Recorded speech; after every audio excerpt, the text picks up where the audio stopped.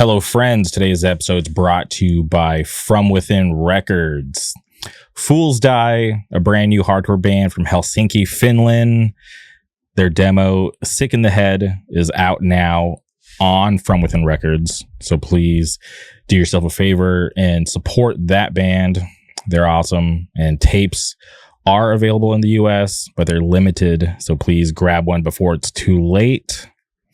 If you're not following From Within Records on social media, please boot up your Twitter, your Instagram, click that follow button to stay up to date on all the current news. And like I always say, please support From Within Records because they support us. If you're looking to get high quality merch for your band or for your business, please hit up my friends over at Good Fortune Printing out of Wilkes-Barre, Pennsylvania. You can follow them on Instagram at Good Fortune Printing, or if you want to get in contact with them, please email them, contact@Good Fortune Printing. You can thank me later.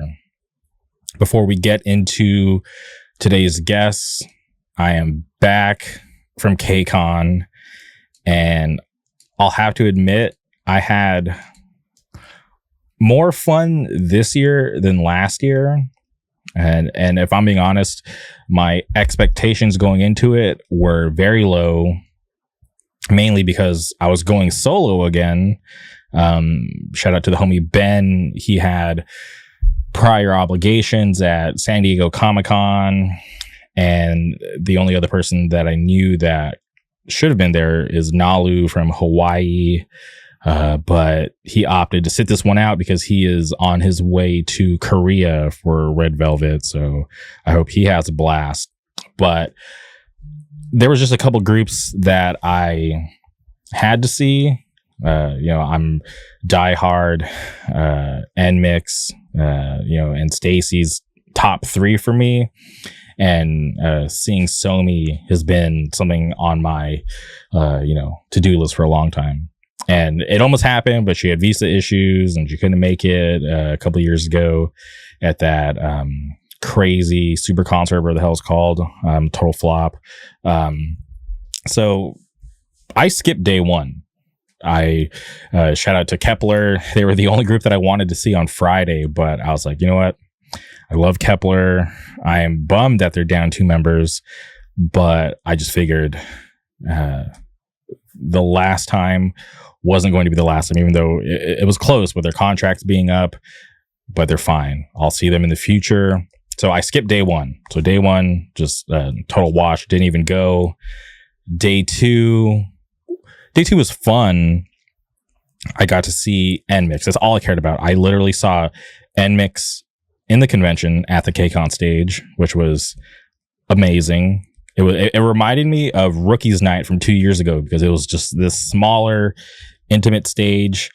And, these are groups that, are selling out, giant theaters and arenas. So to see NMIX, especially at this stage in their careers, they've been so successful, to see them on a smaller stage was insane. We were right up front.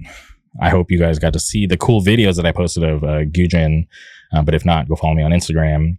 So that was amazing. So seeing, I got to see NMIX on the small stage, and then the con was okay, but for con standards, really weak. But for KCON standards, it was better than last year's because I felt like the exhibit hall or the main hall or whatever you want to call it was pretty lackluster last year, but this year I feel like they definitely stepped it up. It was better organized, and they threw in an extra stage because last year they just had like the weird like interview stage, and then they had like a little like smaller stage in the middle. But this year they had a giant stage for like the meet and greets. That's where you went and did like the high waves, and that was a pretty big setup, which I was like, oh, this is insane. This is crazy. And then they had the connecting stage, which was the one in the middle, which was nice for the smaller groups to, get introduced and for people to get familiar with them. And then they had the KCON stage, which was way off on the other side of the giant hall, but it was cool. I liked the way that it was set up. And then I felt like the vendors, they had more vendors, like, groups actually had merch for sale, which I thought was awesome. The only regret I have not going day one is that they were selling the new Stacy perfume and they sold out. So missed out. But one day I'll get a bottle of Stacy's perfume. I missed out on Teen Fresh, the first one, which you can't find anywhere. I doubt anybody even has a full bottle. If you do, please hit my eye and I'll buy it for a lot of money. Sell me your bottle of Teen Fresh. I'm willing to pay big bucks for it. And then they just came out with their new scent, which is like it's like a peppermint. I forget what they call it, if I'm being honest. It's not as good as Teen Fresh. That's all I know. It still smells good, but I prefer Teen Fresh over the new fragrance. But yeah, the haul was better. I missed the McDonald's truck because there was free McDonald's as long as you had the app. That was amazing. You go get a free McFlurry, some fries, just to kind of hold you over till you decided to get real food. And then 2 years ago, 2022, I remember I was in line to just get some fries, and then ATEEZ popped up and did like a little performance. That was mind blowing because if you think about how big ATEEZ is today, I don't know if they could do that again. But so day two, the con was okay, and then I went to the big concert, which I wasn't too excited for, just because all I wanted to see was NMIXX, and I did that. I saw NMIXX, and then I just got the fuck out of there. I was like, all right, cool. Came what I wanted to do, and I feel very satisfied. And Sunday was the big day because it was going to be Stacy and Somi, but I didn't have like a blast on the Saturday. So I was just, if I'm being honest, I was going to show up early, use my fast pass to get into the con early so I could get a barricade for Stacy at the KCON stage. And then I was going to skip the concert and just go home because it was such a long day. I did so much sitting around just waiting for the concert on Saturday. I just didn't want to do that again on Sunday. So my plan was to leave right after Stacy at the KCON stage. But just by chance, I ran into this guy. His name's Andre. Shout out Andre. I ran into Andre at the KCON stage, and he recognized me from NMIXX last year. Was it last year? Yeah, it was definitely last year. NMIXX last year at the Wiltern. His seat was pretty close to mine, and we just started talking, and we started laughing. It was like, oh shit, like we were at NMIXX together, and now here we are about to see Stacy, and we're just like bonding over K-pop, whatever. And then we saw Stacy, which was amazing. Once again, I posted some cool videos on my Instagram. If you didn't see them, please go follow. I'll drop a couple more. But we saw Stacy at the KCON stage, and then we went to the meet and greet stage because Stacy was going to be there again. And then we were just vibing.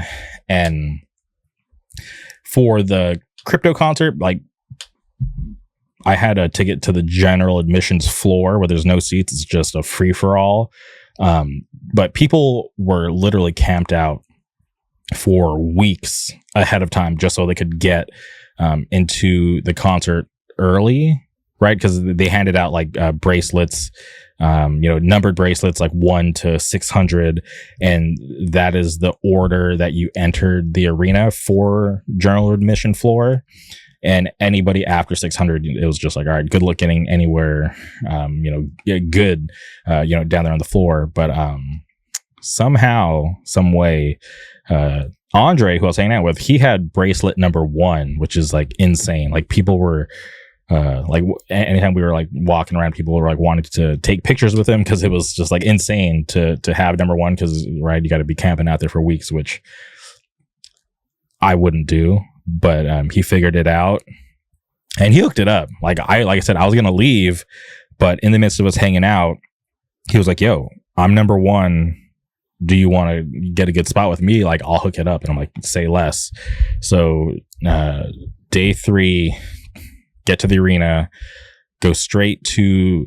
We're on the A side, and we were right up front, right by where the artists would enter and exit to get to the stage. So we saw the concert, not from the best, vantage point, but we got to have interactions with every artist multiple times throughout the entire night, which I had never done before, which was way more fun than seeing the concert because, I love the music. I've watched so many live stages and like I've seen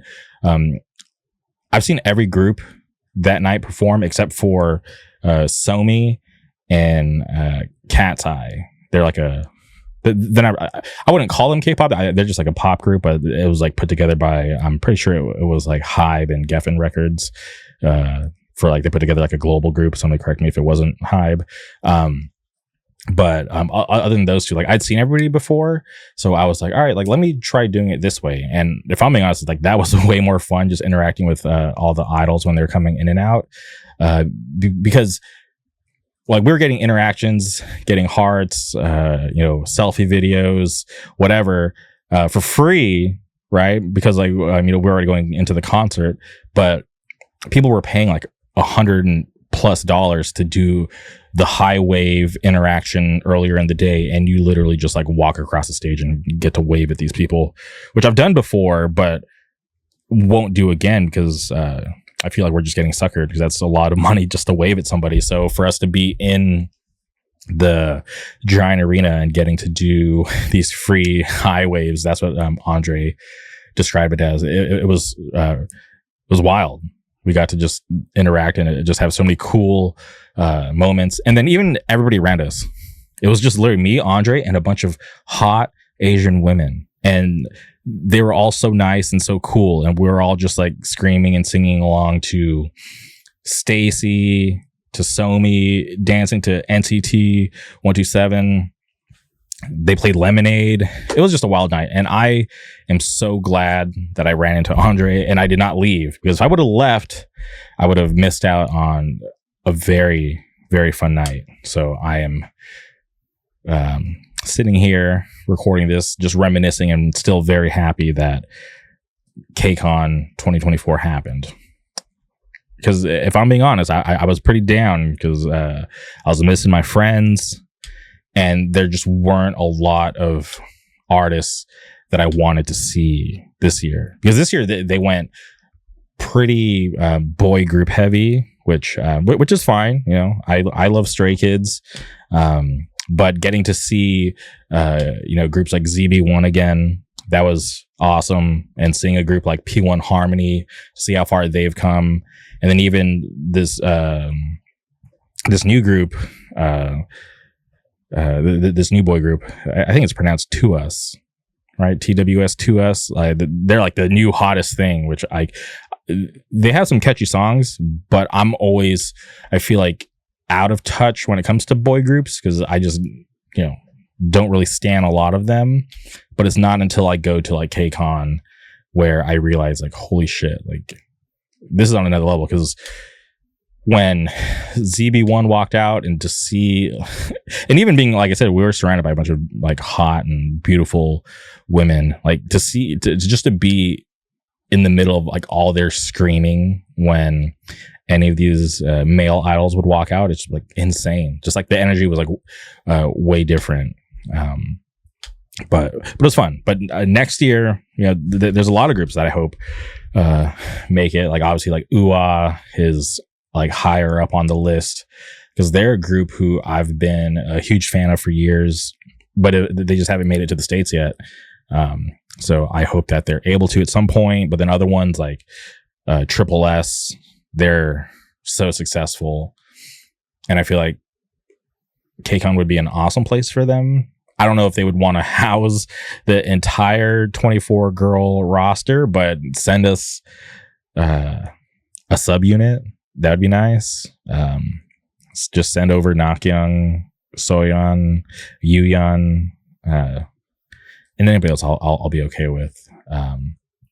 They'd be awesome. But even like a group like Bad Villain, I would be so down to see. Or even like some of like, if like Twice or like Blackpink were to come back, that would be insane. So I'm always looking forward to the lineup. So maybe next year will be better. Like I like this year just because obviously Stacy and NMix mean a lot to me. So that was obviously like enough for me to spend a lot of money to go. But I hope next year there's more. So please bring Triple S. If I could pick one group for them to bring, it would be Triple S.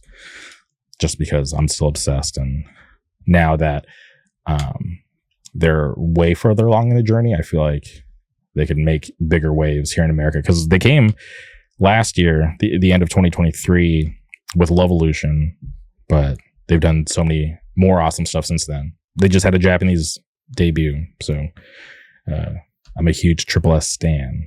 They could make it here in America. But KCON was awesome. I can't wait for my next K-pop adventure, which won't be till the end of September, which is a big one because it's weekly. So top three, right? Top three, we got Twice, Stacy, weekly.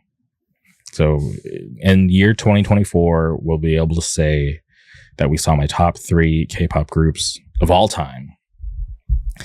And weekly will be special just because I bought everything, all the extra VIP stuff, just because I'm, like I said, top three for me, but this might not happen again if I'm just being completely honest. So we got to take advantage of this opportunity while we still can.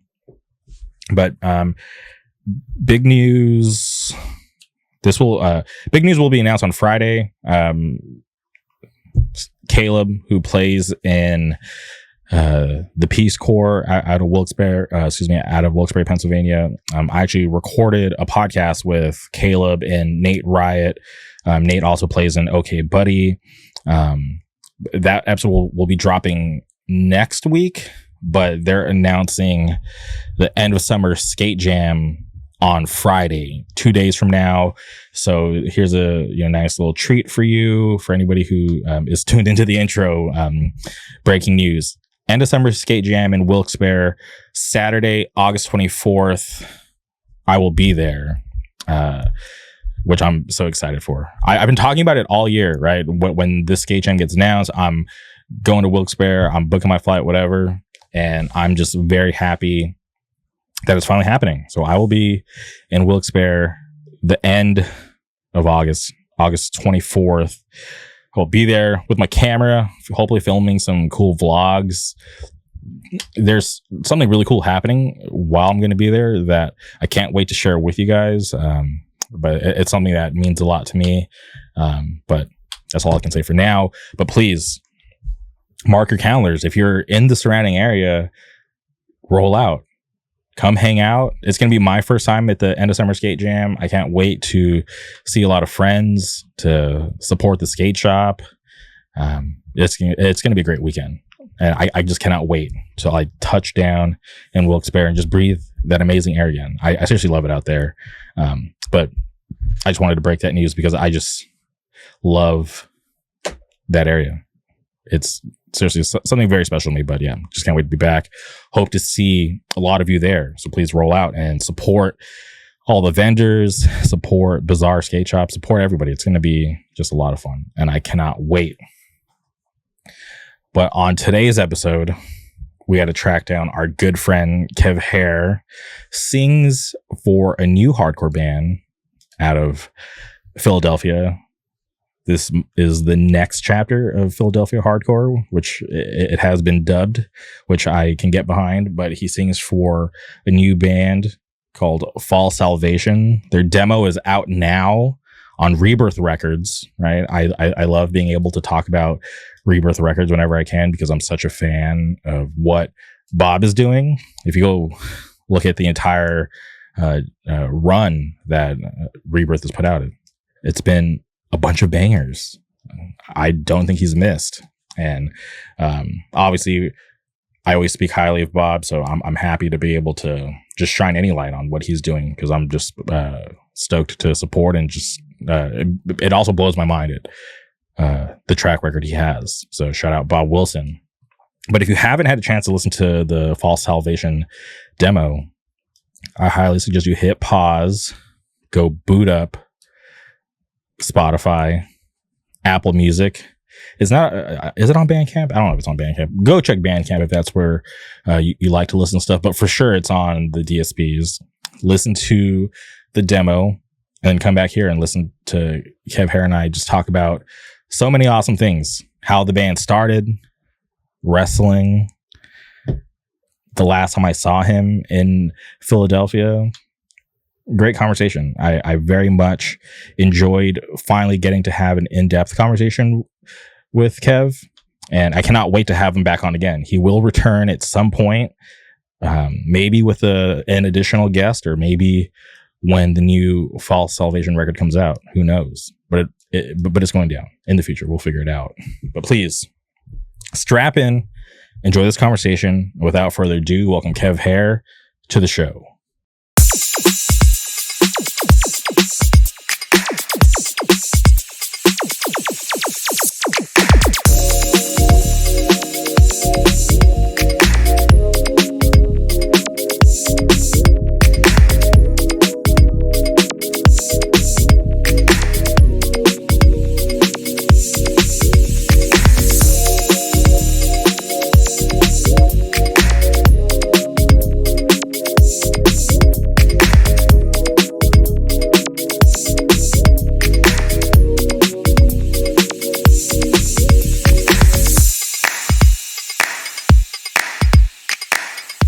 All right, and we're recording. Welcome to the podcast, Kev. It's Kev because obviously I follow you on Instagram. Your real name is Kevin. Do you prefer Kev or Kevin? So through my entire life, I prefer Kevin. At this point, my name is Kev Hare, whatever. So I don't really care. But if somebody were to ask me, I would tell them Kevin. But you can't pick your nickname. You can't pick what people call you. So I don't really care too much. Okay, yeah, because honestly, I never really thought about it. Because obviously, I obviously know you as Kev Hare, but then when I look at your Instagram name, I'm like, oh yeah, his name is Kevin, but I've never actually called him Kevin. So yeah, well, even Bob, who's my best friend in the world, he calls me Kevin. He's probably the reason why everybody calls me Kev Hare, which is fine. So I don't really care too much, but I will never refer to myself as that. Okay, awesome. All right, I'm glad we got that out of the way. But I'm so curious about you because obviously every time that I've gone to Pennsylvania, I feel like I've seen you, but I've never had a chance to like really get to know you on a super personal level. So that's why I'm really excited to have you on today. So I'm just curious, like, where did you grow up?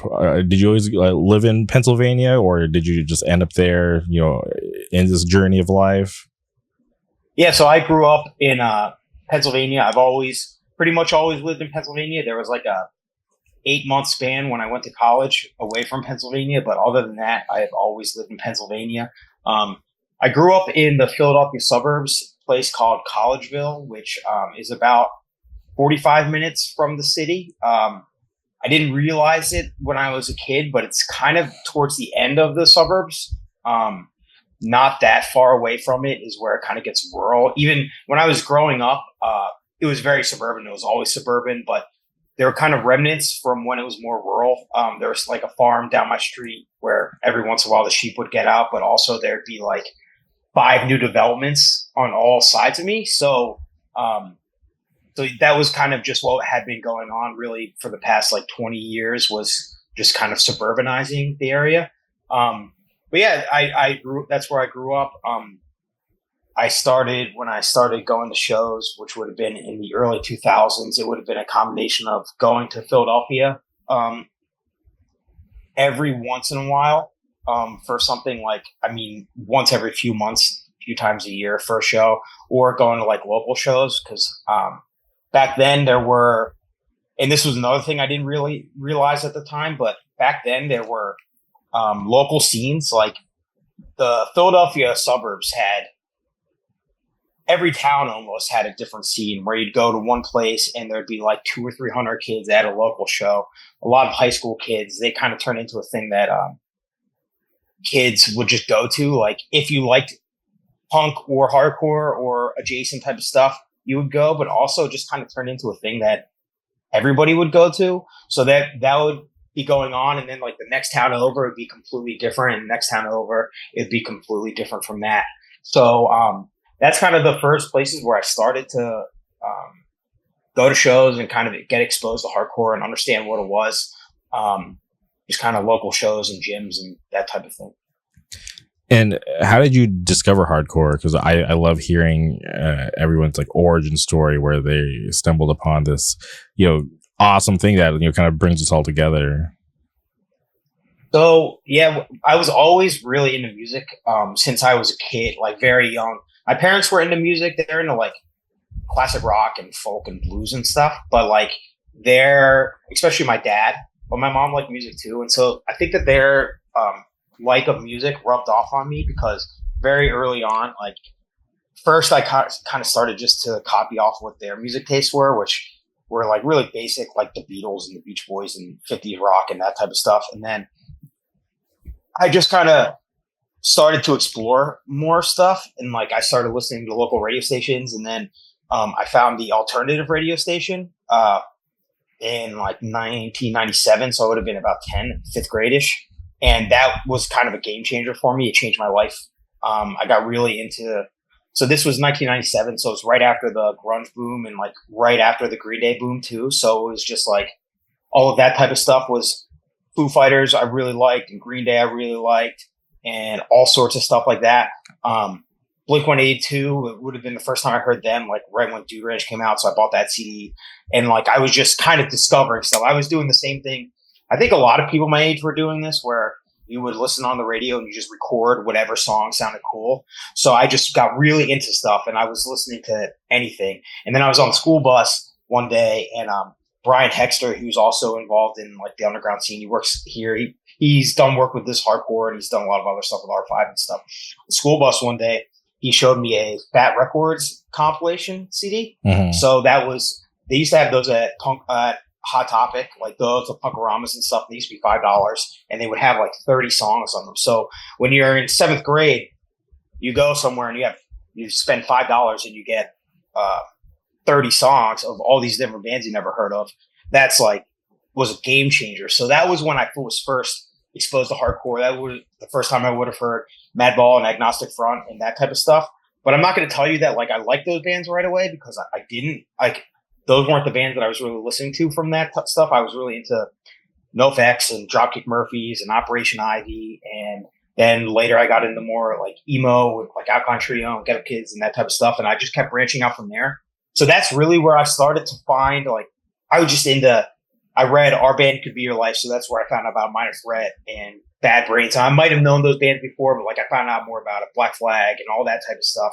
And that's how I just kind of found out about DIY music, and I just kept from there. I was just kind of picking every strand that I could. Sometimes I would get more into the level playing Evolution type of screamo stuff. Other times it'd be the more indie stuff. I would reel in ska at certain points, and that's where I would find bands like Dillinger Escape Plan, Converge, Bane, and that type of stuff. And then I was just like, I was into bands like Bane and stuff. And then at one point, probably towards the end of high school is when I kind of started to get tunnel vision and started to go really more into like local bands like Blacklisted and Horror Show, American Nightmare, all that type of stuff. Even like Champion Comeback Kid and that type of stuff. And then I just kept going from there. And then that's really like my personality is when I get interested in something, I really go hard and I do all sorts of like research and people tell me about these things and I would just go and try to find it all. And that's back when everybody was on SoulSeek. So I was using SoulSeek to just download so much stuff as like I would just spend nights just downloading all this hardcore stuff and all whatever type of music. And then I would just like, that's how I would discover stuff. And then from there, Think I Care, whatever else was going on. So this would have been like 2004, 2005, 2006. So that's really where I got in, like that's when I really started going to like shows in Philly would have been like 2004, 2005. My first time at the church would have been 2003, but that was for Hadn't Missed Package, not a hardcore show. But that show was awesome. But that's when, I just kept going. And then from there, I went to school in Boston for a year and it was kind of weird. time in Boston where like there weren't that many hardcore shows in the city, because of just a lot of clubs and stuff wouldn't do them. So like my year up there was kind of weird. I was going to as many shows as I could, but not as many hardcore shows. I finally got a ride to Brockton where they're doing hardcore shows. I'm like, maybe I got a ride. Maybe this is my way to keep going. And then I broke my leg like the week before, and that was kind of the end of my really going to shows or doing too much in Boston from there. And then I came home, went to Temple, and kind of the rest. And then, got really involved in the Philly hardcore scene from there. Damn. Brockton. That's one place I've always wanted to go to a show just because I love Death Before Dishonor. Yeah, that would have been that era. The show I was going to go to was Death Threat and Shipwreck, which I was really excited about because Shipwreck was my favorite band right then, but didn't happen. And how did you break your leg? I'm so curious. So we talk about the different type of music I like. Okay. I was very into the screamo type of stuff of the era, and I'm talking about like Level Plane type of stuff. I'm not talking about like Mayday Parade or whatever that stuff is. I don't even know if that's screamo, but whatever we're talking about there. And I was really into this band called Circle Takes a Square. So I came home, I went to a show. There weren't many people at the show. I don't even know what happened. I think I put all my weight on my leg or something, and somebody kicked it and snapped in half. Oh, shit. That's crazy. So, yeah, I got a rod in my leg from my knee to my ankle. All my friends now make fun of me for it. Circle Takes the Hair, all sorts of stuff. People that didn't even know me then. Bob bust my balls about it all the time. But yeah, snapped my leg in half at a Circle Takes a Square show. That's insane. Yeah. Okay, so you moved back to Pennsylvania, and like how many because you mentioned earlier, like basically every suburb had like a different scene. Like how many of those did you go through before you made your way to like the Philadelphia, like Philly proper scene? It's kind of hard to say because my area called Collegeville, like I said, it had its own venue for a while, and then it kind of moved like to not move because there were shows there before I started going to shows too, but like the kind of Phoenixville area became the hub, which you've probably seen flyers and stuff, and East Coast Tsunami was there, and this place called the Polish Club that still does shows there. Mm-hmm. But then there's also pretty close, like 15 minutes away, is Lansdale, which kind of has a storage scene with like Dysphoria and CDC kind of is a Lansdale band. They're both a Doodlestein and a Lansdale band, but like that type of stuff. There's been all sorts of bands from Lansdale, and then Doylestown was close to that. And I kind of started going to shows there later. Like they did a lot of shows when Bob and all the Letdown guys and also Bouncing Composure, all those people, they were in high school. They started doing all sorts of shows there, but I kind of missed that. I started going to shows there when I was a little bit later. But like I said, when I came back from Boston, and I didn't really like it there. I went to Boston, I think, mostly because I thought the music scene was cool, and it is. But when I went there, I was expecting, like, R5 Productions is this play. It's basically the DIY group who's done shows in Philadelphia for 30 years at this point almost. And they would do shows at, most of the shows would be at the First Unitarian Church, but they would do stuff all over the city. And it was kind of a collective. So like when I was in high school, I remember I would just go on the website and I would just refresh it because it was before the age of like real time type of stuff. Like they would just update the website once a week, maybe every 2 weeks, or maybe a little bit more than that. And they would just add new shows. And I would just scroll through that all the time and just see what was coming through, even though I wasn't going to that much of it. So I was just like, I was under the impression that like any area would have something like this, like Boston, storied scene. I figured that something like R5 would have been prevalent there for sure. And when I got there, I realized it wasn't really like that. And that what I was looking for in Boston was actually what was in Philadelphia, which I didn't really understand when I was younger. So I came back to, I didn't really like, I went to Northeastern there. I didn't really like it. I didn't like the school. I didn't really not that I didn't have any friends, but like I didn't really make great friends either. Like it's kind of weird and I was just not feeling it. So I came back and I went to Temple. So pretty soon, right away after I came back, I just started going to shows in Philadelphia. And then I would be going to shows, back home. all those suburb shows and stuff. Like I'd be going to all of them, but you would still see by this point people were getting a little bit older, I think. So like a lot of people would go to the same shows, even though maybe they would be in different places. So like you kind of that's when I really started to meet people, and I posted on message boards and stuff a lot at the time. Like hardcore.com was a big one locally. Centrifuge was a big one locally, and like Bridge 9 Board too. And I would just meet people and stuff from there. Some people that I still see around all the time, what I would have met just from message boards and stuff back then.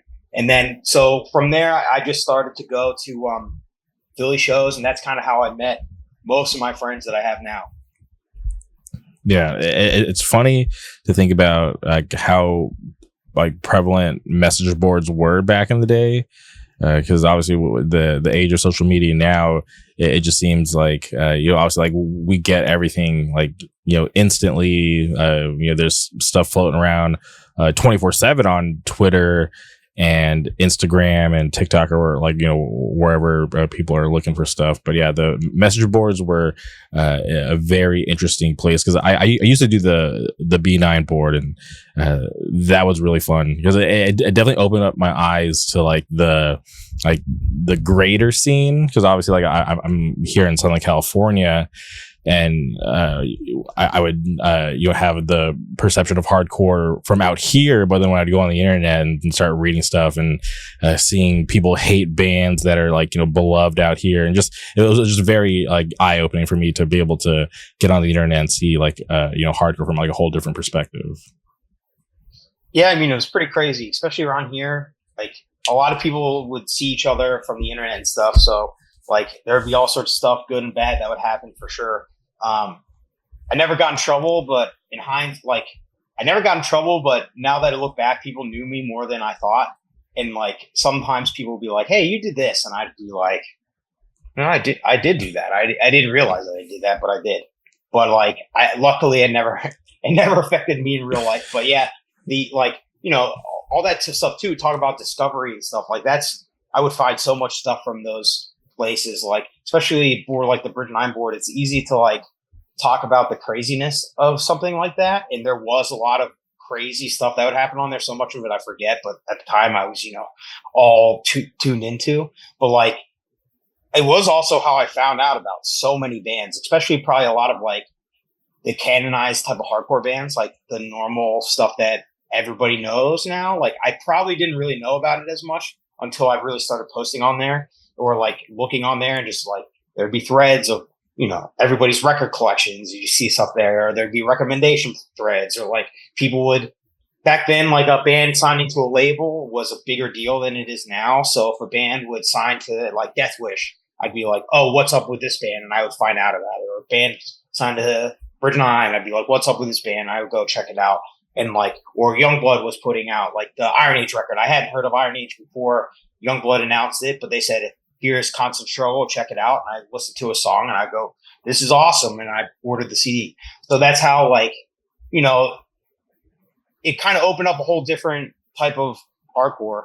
And like, it's funny to think about that now, because so much like the internet is what it is, and like message boards were what they were. But I definitely would not have gotten into a lot of the stuff that I got into without it. Now I was probably on them a bit too much, but that's a different story.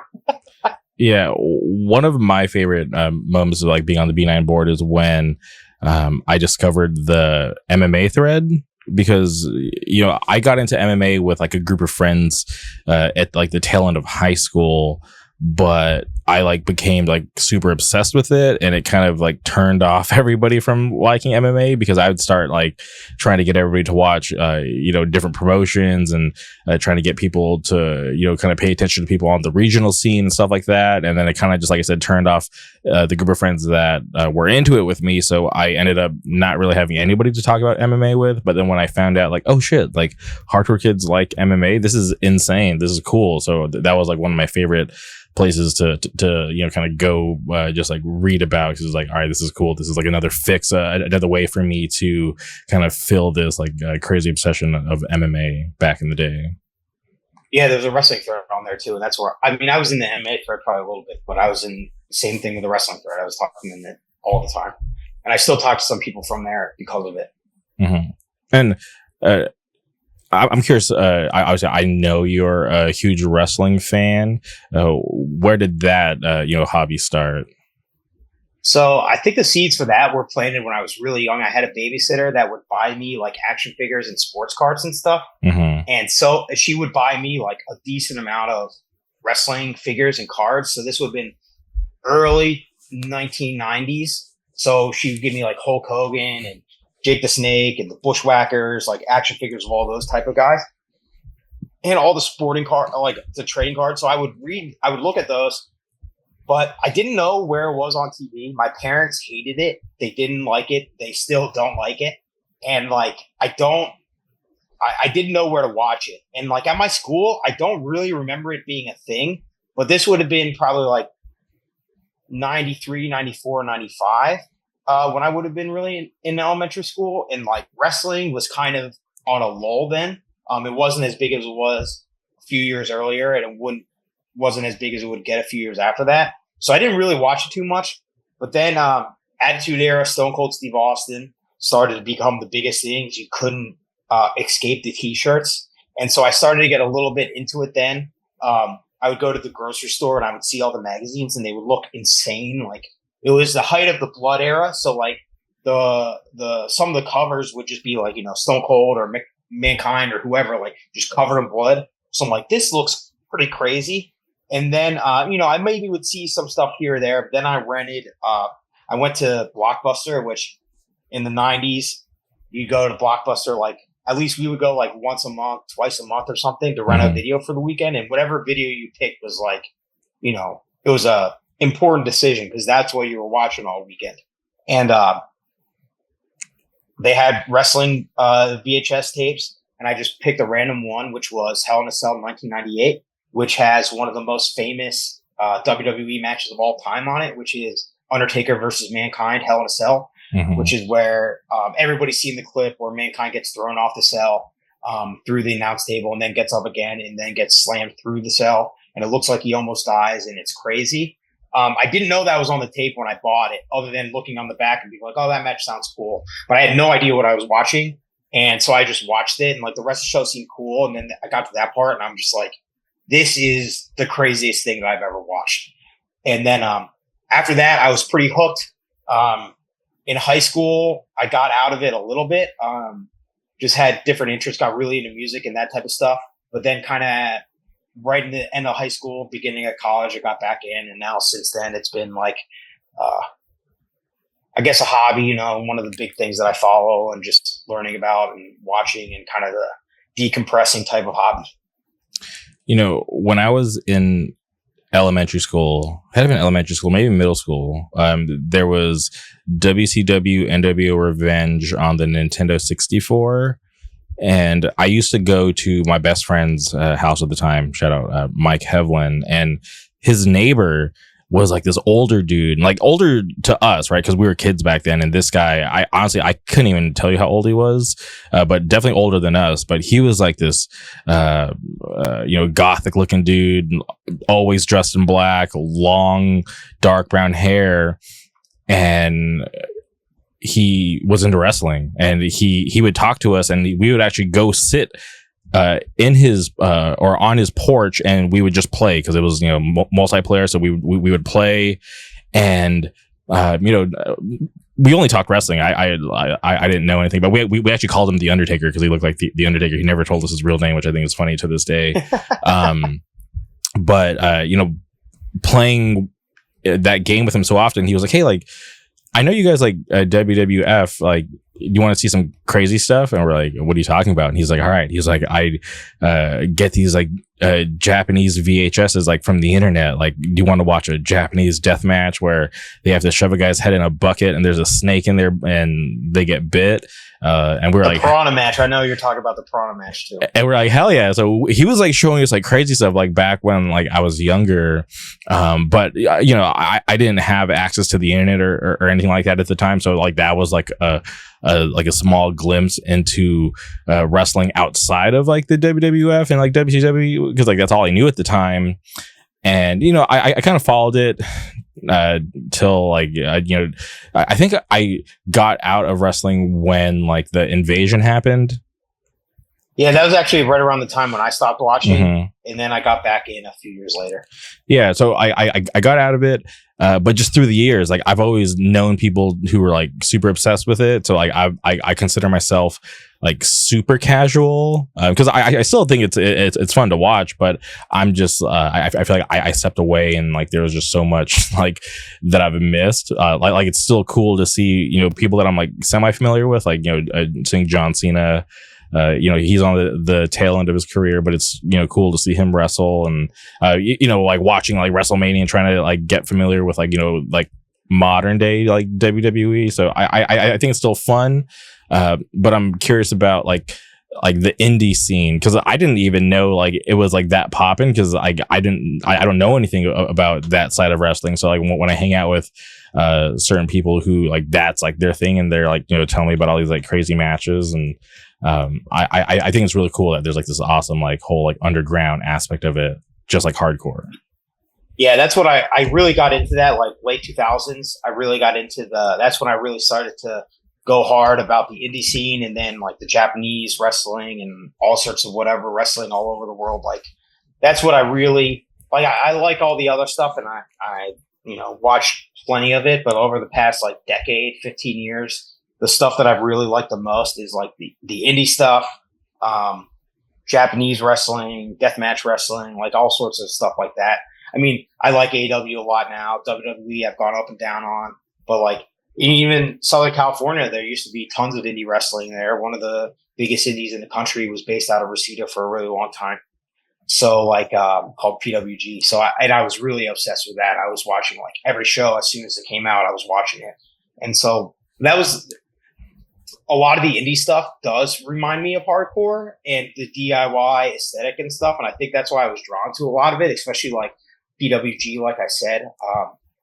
It used to run in a VFW hall. So like it really did remind me of wrestling and like the same kind of like grassroots idea, but it's also the same type of thing. Like I tell you about discovering bands and stuff through downloading it. It was the same thing with wrestling where it's like, you see this stuff and then somehow you see a Japanese match and you're like, that match looks cool. I want to find more about it. And then you do some research into like some of the guys in the matches. And then you realize like, oh, this is like a major wrestler then who's had a lot of big matches. So then you just kind of go back and just learn about him and see more matches. And then that's where all the different threads come from. And you just kind of find more stuff like that. And that's why I'm drawn to it. Like I said, when I get into something, I go really hard, like just go really deep into it. And so that's wrestling is kind of like hardcore music where like you'll never find out everything about it. There's always stuff that you've never seen. And there's also stuff being unearthed all the time. So like it's cool because you can get into different stuff, like different styles and stuff all like you do hardcore. So it's just like you can never, unless you're complacent, you'll never be bored. Like that's one of the things too with hardcore. It drives me crazy when people don't like, when the people talk about hardcore today not being good or not being the same, or also like but also in like same time when they don't know as much about the history and stuff. Cause I'm just like, dude, there's so much there. Like you don't have to be like spoon fed. If you just like, the internet is the craziest resource that there is. Like, anywhere. So if you can find out about anything so easily, especially with Spotify, like you can find out so much stuff and like not doing that kind of makes me crazy. Cause like hardcore, I don't like everything that's coming out, but there's plenty that I like. And I just figured out what I like more. And that's kind of what I gravitate and try to find. And then old stuff, do the same thing. I discover new music all the time, not necessarily hardcore, but like all the time I'm trying to find new stuff that I've never heard before. And that's kind of like what I enjoy doing. So it drives me crazy when people talk about that with wrestling, hardcore. It's all the same. It's just like, we don't like wrestling now. There's wrestling somewhere that you like. You don't like hardcore now. There's some sort of hardcore that you like. Okay. And last thing on wrestling, earlier this year, I saw that you went to Josh Barnett's Bloodsport. Yep. And I did all WrestleMania was here this weekend. So Yeah, I did a bunch of stuff. Yeah, so I'm just curious about like what that experience was like, because I'm a huge fan of Josh Barnett, and I just have like loved his career, like, you know, with like wrestling and MMA. So for him to kind of you know, do his own promotion and have like this cool event, especially tied around that weekend. Like I know he just had you know, Bloodsport in Japan a couple of weeks ago, which was awesome. Rampage Jackson was on that card. But I'm just curious about, like, you know, what it was like for you to experience it live in person, because I think you're the only person that I know that's gone to something like that. Yeah, so I went to the first Bloodsport, which was Matt Riddle's Bloodsport in 2018 at WrestleMania weekend in New Orleans. Okay. So I went to that one, which was like the first. It was basically the same concept, but it was a little bit more of like professional wrestling based. Like it was the same idea with the no ring ropes and like wrestlers doing shoot type of fights, but like the roster was more of just normal wrestlers doing that. And that show was really, it was awesome. And it was a lot of fun. And then I missed the next year I went to WrestleMania, and I missed the Bloodsport show because I couldn't get off work one of the days. Mm-hmm. So the one in Philadelphia was the first one that I went to, but I've seen a lot of them. I haven't seen all of them, but I've seen like all the WrestleMania ones and some other random ones. I think that they're interesting shows. I think that and like being live, the atmosphere of this one was really cool. Like people were really into it. I kind of find if I want to watch MMA or grappling, I'll watch MMA and grappling. And if I want to watch wrestling, I'll watch wrestling. And I'm not as into when wrestling tries to be like MMA. I kind of find it dry. But that said, like there's still some stuff that I really liked on the show, and it was a fun show. I left before the Josh Barnett match, not because of anything with Josh Barnett, but just because the next show, like there was a really tight window. So it just was like the Bloodsport show went a little late. So I left before that, but he was also wrestling John Morrison or Johnny TV or Johnny Bloodsport, whatever they call him. And I didn't really care about seeing him. But yeah, the atmosphere was cool. And WrestleMania weekend, there's so much wrestling. So it's nice to have a different type of show. Even if it's not like my most favorite type of thing. And I did at least watch the Barnett versus Moxley match from Japan this year, and it was cool. There was quite a lot of blood, which as I get older, my brain gets smoother, and I just want blood and just violence, and that's pretty much it. So that's so funny. Your brain getting smoother. I can't get over that. That's awesome. I say that about wrestling, and I say that about hardcore too. I just want my brain just gets smoother. I just want basic hardcore.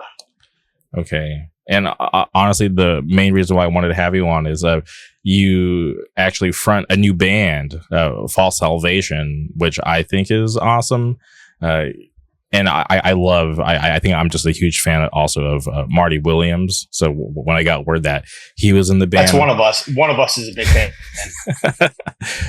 Yeah. So when I heard that, I was like, all right, I think I'm just already going to like it just because I've just loved everything that he's been in. So shout out Marty Williams.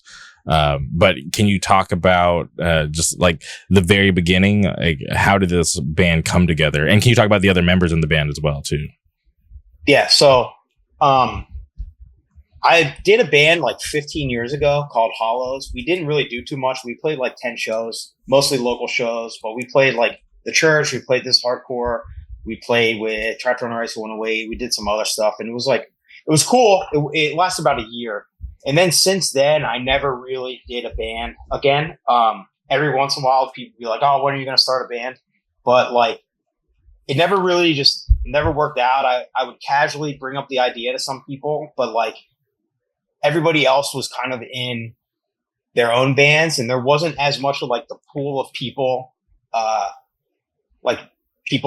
musicians around. Like, it's never really been Philadelphia. Like other places have like a revolving pool of members who will be in like 10 different bands. And that's never really been here for whatever reason. I don't know why. So it just never really happened. And like everybody else was starting different bands, and it was just, they're doing their own thing. So it never really happened. And started bringing up like every once in a while, people were like, I'm going to write you a demo. And then nothing ever would happen with it. And then like either late last year or early this year, some other people were like, it's going to happen. We're going to do one. And then randomly, Marty had already been working on this band. Like they've been practicing this band for like a year. And he asked some other singers, and like I knew he was doing it. I knew they asked some other people, and then one day where I was talking to somebody else who said they were going to write me a demo, they're like, it's probably going to be a little bit later on in the year. Like I'm pretty busy right now. I'm not going to be able to do it. And then that afternoon, Marty was like, "You want to do this?" And I said, "Sure." And I kind of pictured being in like a faster band. That's kind of what I was thinking. But this is a band that sounds like a Philadelphia hardcore band, so perfect. And so it's a good fit, and it was good. So that was pretty much it. I went to one practice, then they went to another practice, and they finished up the songs. I wrote the lyrics. I didn't practice them, and then I recorded. So it's been pretty like flying by the seat of our pants. Like nothing too crazy. Like there's no real like grand aspirations or anything with this band. It's just like play some shows, put out a demo, see if people like it, see what like do whatever.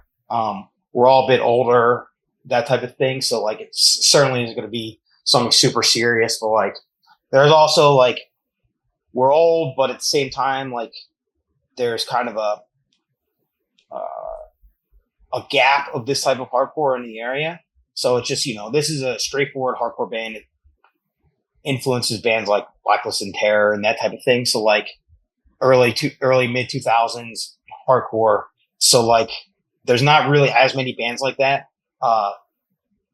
Center like has shifted a bit towards the heavier stuff, where like now people call stuff that like they call just hardcore like regular hardcore, and to me that kind of makes it drives like the center heavier, because now that sections off stuff that's not heavy. So just trying to bring that back, move the line a little bit closer to center, and just do a normal hardcore band. The people in the band, like you mentioned, Marty Williams, he was an agitator and struck nerve for years. Our drummer is Joe. He was in Struck Nerve as well. He played in Time Bomb, I think, who was a band from New Jersey. And also, I think he played in Outlast from New Jersey, too. And then bassist is this guy, Dave, who I've actually known like almost 20 years. I've known him longer than I've known anybody else in the band, Marty. But like a little more casual, but like I've known him way longer. And I think he played bass for Time Bomb for a little bit. But honestly, Marty mentioned who was in the band, and I was like, oh, cool. And I didn't really think about it. And then I walked into practice. I'm like, oh, Dave, what's up? I didn't really put two and two together. So it just people that have been around going to shows forever, and including me, I guess. And that's pretty much it. Just a band to try to, just be a hardcore band. It's nothing more than that. It's just straightforward. Good mosh parts, fast parts, whatever. Now, Sean Krim, he made that flyer, and it was the next chapter of Philadelphia hardcore. Do you know whose idea that was? Because when I saw that, I was like, okay, this is kind of cool, because obviously, like I love bands out of Philly, but it's cool to see, all right, this is like the next chapter. This will be a new band. And, I honestly do think that the heavier stuff, like obviously it's been the most popular thing in hardcore for a while. But I think obviously there is like this shift that's like slowly happening, which it's a cycle, right? For anyone who's been in hardcore long enough, like every subgenre has like their moment, and I feel like the heavier stuff has had their moment, and like it's slowly shifting back to like the faster stuff. Yeah, so I agree. I think that it is going back in the faster direction, but it's a battle we got to fight every day. So just got to keep going with that. As far as the flyer, the aesthetic and stuff, that one was all me. I just kind of, with this band, I'm just kind of like, I want to dig in on being a Philadelphia band. Like recently, like over the past 5 or 10 years, people have really dug in on PA hardcore, and I think that's great. I mean, I grew up going to all those type of shows, and I thought like I love it. But to me, there's always been a difference. Not that they're completely separated or anything, but like if you talk about Philadelphia, it's not the same. So I just kind of wanted to like be like, it's funny. Zach Barone was on a little while ago, and he was like, I want to celebrate all of Pennsylvania. I don't want to just celebrate Philadelphia. And I texted him. I said, it's funny that you said that, because I literally want to do the opposite. I want to like I want Philadelphia to be like, I want this to be a Philadelphia band. Like those are the shows that I grew up. That's the scene that I really feel a part of. That's like where all my formative years there. Like that's my scene. And that's what I just want. Like, not that the others not, but I just feel so ingrained, especially with a band like this. Like I just really want it to be that. And so, I had an idea for a flyer in my head. Somebody else was going to do it, and then life got in the way, so they weren't able to. So I just hit up Sean, and I was like, I had this idea. Could you do it? And he knocked it out of the park. It didn't look exactly like I had in my head, but it was perfect. And I was really happy with it. And so it was just kind of the aesthetic that I wanted, just black and white, bold, like Philadelphia hardcore. This is it. And because like Philadelphia, not that our band is exactly like this, but I think Philadelphia bands have always had like a kind of dark tinge to it, like a kind of off the beaten path weirdness to them. Mm-hmm. Not that we're weird, but like we just kind of always been there. Like bands like Blacklisted, All's Failed, Horror Show, Ink and Dagger, Wide Eye, even you can name Starkweather. There's just a million bands that like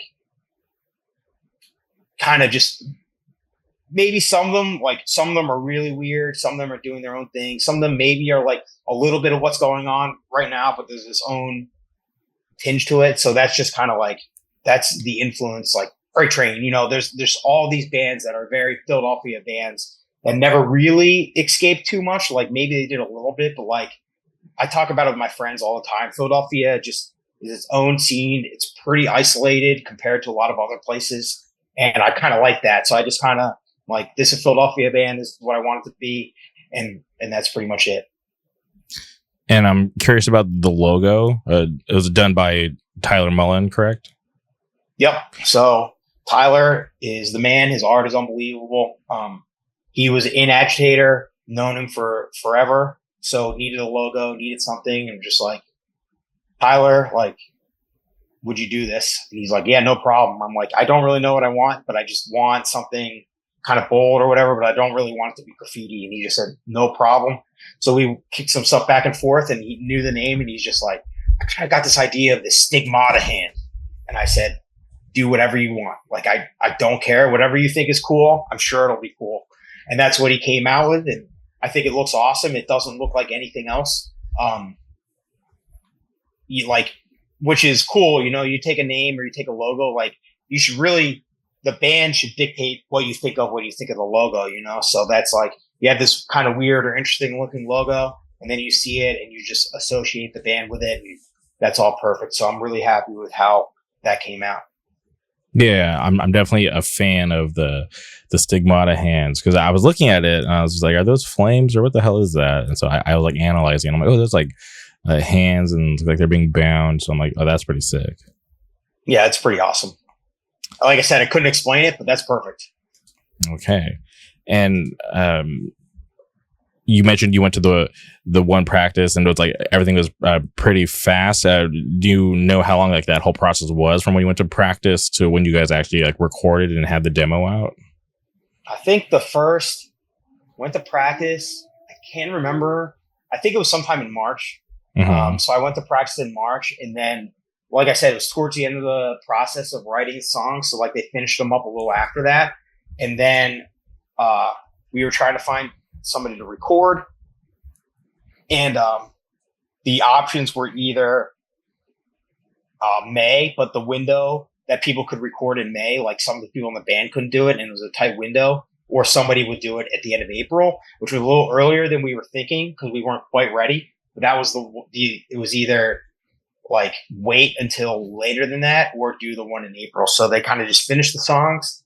I just wrote them. I didn't practice them. And then, which that's hardcore, and just went in. So we did it the last week of April. It took a while for the demo to come out, just because of like normal, I didn't want to, with this, everybody talks about their new band, right? So like, I didn't want to talk about it too much and like get acting on it until songs were done. So like I waited until the songs were done. I don't even think we had the name yet when we recorded. So it took a while to figure out the name. And then after the songs, that's when we started doing the logo and tape layout and stuff. And like some of that stuff just took a little while. So it came out like the last week of June, I think. So it was just like we had it done for 2 months. The mix took a little while too, but like we had it done for 2 months. It just took a little while to come out. But like from when I was joining the band to like recording was quicker, shorter period of time than when the demo was recorded and waiting. Yeah, that is a pretty short amount of time. But I guess it's kind of cool too because quick process, and you're able to hit the studio. Hard. Yeah, and you guys already played the show, last weekend, which was awesome. I watched the set. Shout out to Hate56. It was on his YouTube. And it was weird. The Russian bots like voted that really fast. I was surprised because normally, obviously like, Sonny's whole system, he likes to put the power into the people's hands. So you go and you vote, and there's like this whole, he has this whole system, which is very interesting. So to see a set from like last weekend already on the page, I was like, oh, cool. Like, this is awesome. And I was just so to watch it because obviously I'm a fan of the band and I knew you were coming on the podcast. So I'm like, oh, cool. This is like a very unexpected treat. So it was fun to watch. A lot of voters in the Philippines. A lot of voters. Shout out to my Filipino brothers and sisters.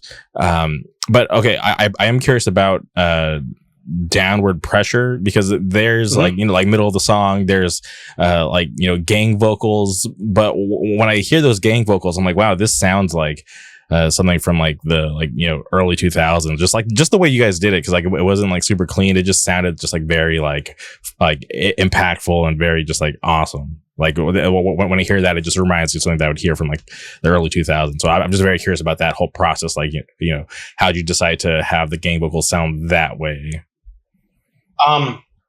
So John Lowe, who has been in like Rock Bottom, Dead Again, and is in a new band called Crime Rate. I think he's going to also be in False Salvation. He played the show the other day. I don't know for sure, but I think he might be in it. But he recorded it, and it's cool because like it's just a demo. So like we didn't need anything too polished or crazy, and like he recorded. I'm really happy with how it came out, but I like that it's not too polished. So like ideas like that, it was just like, hey, I think we should have gang vocals for this part. So then we just did them, and that's how they sounded. And so like that was absolutely the sound that we were going for sure. But like it was all kind of spur of the moment. Like we went in there. That was kind of the thing. That was the nice thing about it. Like how quick everything was, where like once I joined, there wasn't too much overthinking.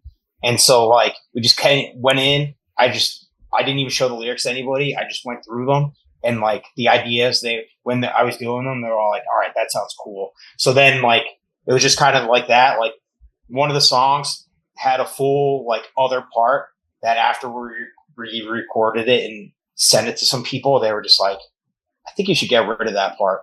And then we just cut it off. And like, I'm happy with that. But like, yeah, it was just kind of like, that was the whole time that they were writing the songs and stuff. Like they just wanted to sound like a band like this, and like a 2000s hardcore band, and like a heavier one, and that's all that it really wants to be. Like there's don't want to do anything else. So like that was, anything aesthetically, anything sonically, like that's just kind of the inspiration of like, we want it to be a hardcore band. We don't want it to stray too much in any other direction. So that's where just the gang vocals, that's how they just sound how they sound, which is pretty cool. Yeah, probably my favorite part of the record, because it was just something that it just felt like a throwback, and it just sounded like, and I just wasn't expecting it. So like whenever I hear that, I was like, okay, that's fucking awesome. Yeah, I guess I never really thought about stuff like that being like a throwback or not in songs as much, but I guess now that I think about it, I guess that you're probably right. Yeah, and I'm just curious from your perspective, like how has the demo been received? Because from my perspective, I was seeing it get posted a lot, and even by like people who I didn't even know were like tapped in with Philly hardcore like that. So I think it's cool that I got to see it in a lot of places, but I'm just curious about what it was like from like your perspective.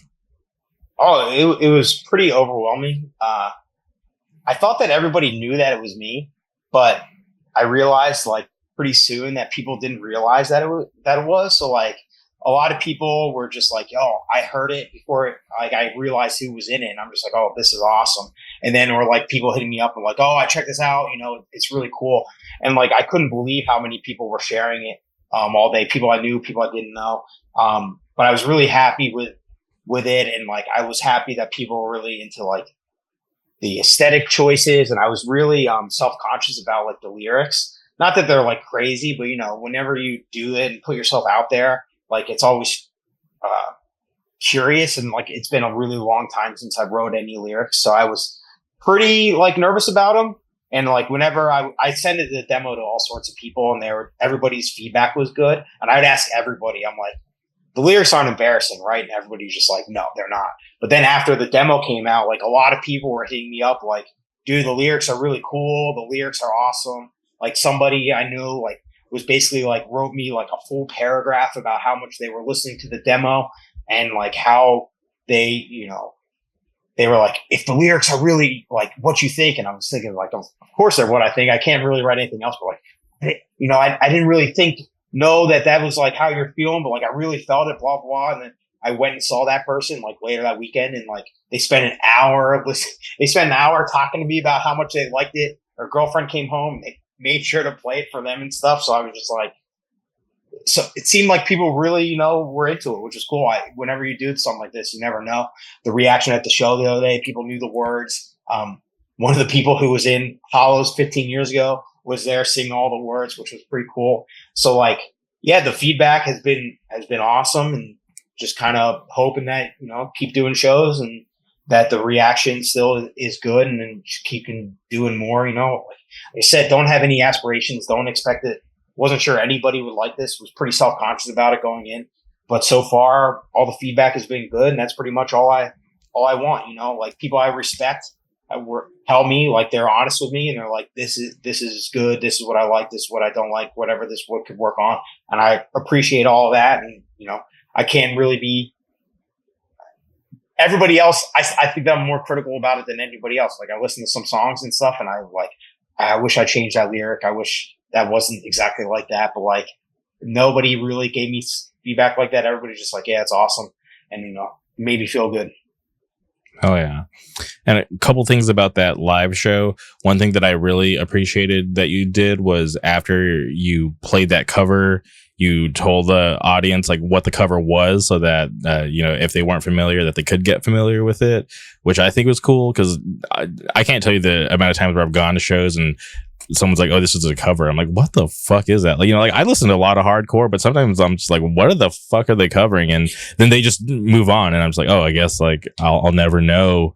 Unless like I go and ask, but like 9 times out of 10, I didn't really like care for like a lot of covers, but I just thought that was cool that you did that, you know, for the people who may not have been informed. Yeah, I think first of all, we opened with the Punishment Biohazard intro, and then we covered Can't Tell No One by Negative Approach. And I think that the art of the cover song is kind of lost in different ways. One, like not as many bands do them, especially new bands like Bob Wilson, who does all sorts of shows here, Rebirth Records. Like he's my best friend. Bob and I talk all the time. We just hang out together all the time. And one of the things we talk about all the time is like, that band should have done a cover. That band should have done a cover. Like you see so many sets, especially of like newer bands or faster bands or whatever, and they don't do covers. And it's like, they used to be like a cover was like almost a guaranteed pop. And it was just always a cool thing to look forward to. And, you know, maybe sometimes bands would rely on them, but like generally, like you come away being like, oh, that cover was awesome. It makes you kind of think about the rest of the set, and it kind of is a compliment to the rest of the set. And now it's kind of gone away from that, where now if a band does a cover, it's kind of this big elaborate thing. Like it's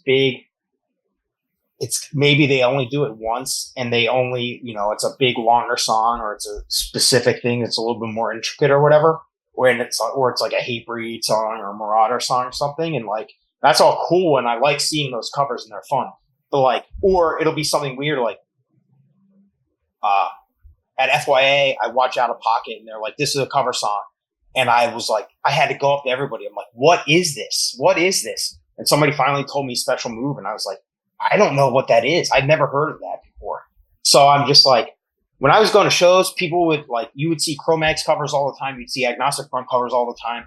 You would see just like normal basic hardcore covers, like a lot. And that's kind of one of the things, like when we started this band, I was just like, I just want to do classic hardcore stuff. Like, who knows, maybe someday we'll do something a little bit more elaborate, or we play a certain show, like learn something for it or whatever. But like, just like, I just want to do basic, simple, canonized classic hardcore songs. And like, because when I was going to shows, like the era of bands that we're trying to like pay tribute to or homage to with this, like they would do stuff like that all the time. Like our show would cover Agnostic Front. You know, all these bands would cover all sorts of stuff. Like Blacklist used to cover Sheer Terror and Life Agony and all that type of stuff. Like Let Down locally would cover a million songs, and they would cover stuff all the time. So it's just like, then you go and like, when was the last time you saw a band cover Ready to Fight? Like you used to see it all the time, and now you never see it.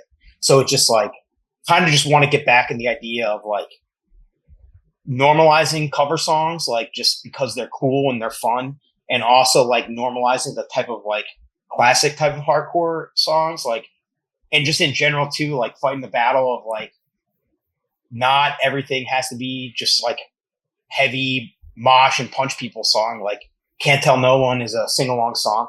Like, and to be honest, Negative Approach is one of my favorite bands. They're unbelievable. And I brought the idea, and Marty was the one that said Can't Tell No One. It wasn't even me. So I was like, yeah, that sounds perfect. So it's just like kind of a song in a different direction, but like it's Negative Approach. It's a hardcore song.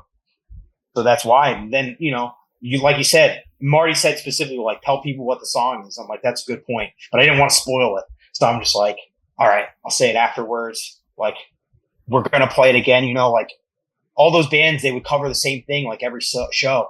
So it's like, maybe switch it up sometimes, but even have a pool of covers. So it's just like, yo, if you don't know the song this time, that's fine. I'm certainly not here to gatekeep you about knowing a Negative Approach song. I just want you to learn it next time so that you can sing it too. That's awesome. And I like I said, I really do appreciate that because covers, normally it's just like, I noticed like, you know, a lot of bands like to save it for like fests or like special shows, which is like cool, whatever. But yeah, I think it's awesome that you guys did that. And yeah, I wish more bands would do covers. Yeah, if you're a new band with a demo out, do a cover. Why not? It's when you got time to learn it.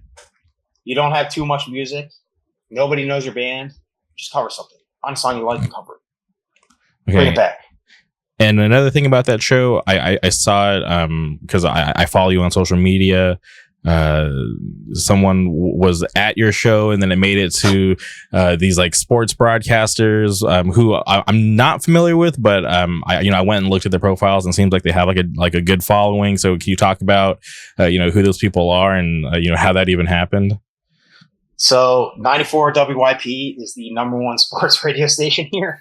And like, I've listened to it since I was a kid, and like it's famous, it's infamous, it's crazy. I don't listen to it as much these days, but like somebody today was just like, yeah, I guess like one of the producers has been going to shows and I guess talk about it sometimes on like their afternoon show. And like, it's the number one sports station in one of the biggest sports cities in the country. Mm-hmm. So I guess he talks about going to hardcore shows on it sometimes.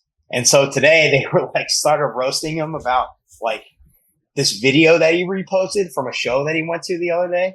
And they were just like, this is crazy. Like, I don't understand. Like they were roasting it. And I went on, and he's like, I retweeted the video, and I went and looked at the video, and it was us. And I was like, why didn't you say our name? Like, I would have loved to use you roasting my band on a demo or something, or a 7-inch or whatever going forward. But they were talking about it on the radio, but they didn't give us a plug. But I was just like, well, hundreds of thousands of people probably heard about this, but sadly they didn't hear the name, which was I thought was funny. Or like, it would be funnier if like, yeah, I don't want them to gas it up. Like, I certainly don't want to be the guy to be like, oh, go on the radio and they're mentioning my band, they're putting it over. Like, no, I want them to think that it's weird, but I would love to have you use the clip somehow in the future. Yeah, I saw that and I was like, damn, this is crazy. So, but also kind of cool because it was really weird and funny. Yeah, but who knows? Who knows who clicked that link and watched the video? You know, they may not have said your name, but they probably watched that video. Yeah, they watch the video and they'll go to the next show. Sing along, Negative Approach. That's crazy. And another thing that I like about Fall Salvation, obviously, you guys are on Rebirth Records. I'm a huge fan of Rebirth Records. I constantly praise Bob for just his insight. I feel like he just has like this really good taste in hardcore, and obviously I've been fans of his bands for a long time, but just to see him consistently killing it with the label, I just love to give him his flowers for that, because like when I look at the roster of bands, I'm just like such a fan, and then when you guys landed there, I was like, right, that's a nice home for a new Philly band for like a Philly label. Yeah, I mean, Rebirth I think is awesome. Bob, nobody pays attention to new hardcore more than Bob does.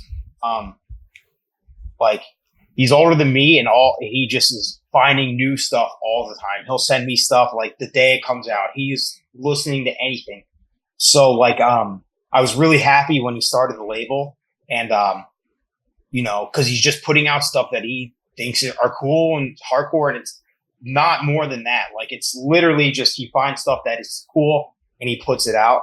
And like, I've helped, pack up. I don't do much more than help him pack up merch orders and stuff sometimes, but like, help out with him a little bit. And he bounces ideas to tell me stuff sometimes. And so like, when we do this band, like I said, I wanted it to be a Philadelphia band. So like, I knew the whole time that I wanted Bob to do it. I could have asked some of my other friends, and I would have loved to have done it on those labels too. But just because Rebirth is a label from here, run by Bob, like I always knew that I wanted him to do it. But it's funny, I didn't want to like I said, bands are like, it's really easy to get ahead of yourself. So I was like, I don't want to really talk too much about it. I don't really want to ask him about it until the songs are done. And like, I think I mentioned it to him casually, like once ahead of time. But then like, we got one of the songs, we were at a show like a few months ago, and I was just like, yo, come here. And I played him the song, and I was like, what do you think? He's like, it's cool. And then I still didn't ask him then until I sent him the full thing. And I sent it to him, and I was like, yo, would you do it? And he was like, yeah, of course I'll do it. And then we talked about it since. He's like, yeah, I don't know why you thought it was weird to ask me, because of course I would have done it. But I was just like, I really wanted it to be just Philadelphia label. Mm-hmm. Like I said, Bob talked all the time. Like, we're kind of joined at the hip for the rest of our lives, for better, for worse. So I'm just like, it's got to be Rebirth. That's it. And I'm really happy. I want to make a point to like put it on the shirt. The back of the shirt just says Philadelphia Hardcore with the Rebirth logo, and that's all I wanted. Just represent both Philly and Rebirth, and they're all just interlocked to me. So it was perfect. And that's all that I want. I just want to be on a label from here and represent it, and nothing else from there. 100%. And I say it down here all the time. I love when people are proud of where they're from, proud of their scene, because obviously you want to do your best to play your part and give back to hardcore. But obviously, I feel like what should come first is your local scene. Yeah, for sure. I mean, I think that everybody should be proud of where they're from, the history of where they're from, the bands that are paved the way for them, the bands that are coming up. Like, it's all the same thing. I think that you should want to help out. You should want to just do whatever, like so many people these days, hardcore being bigger than ever, it's really easy for people to walk in without really understanding. And I think that it's just important to like, be like, this is my scene. This is now your scene. Like, this is how it is, everybody knows each other. Philadelphia is a big city, but everybody in the hardcore scene knows each other. And it's just like, I think it's very important to be proud of whatever you are. Like, I think that a band comes out and you should have an idea of where they're from. Like, if you don't know where a band is from, I think that they're doing a disservice to themselves. Like, it's just, you should know if a band is from Boston. You should know if a band is from New York. You should know if they're from Pittsburgh. Like, regardless of how they convey that to you, they can do it a variety of ways, whether it's their sound, whether it's aesthetic, whatever it is. But I just think that like, it's really important. Like hardcore is regionalized. Like it's always been different places have their own sound and their own scenes and their own vibes and their own style of moshing and their own style of bands, like it's all, and with the way that the internet is and the way that the world has never been smaller, that's kind of been lost.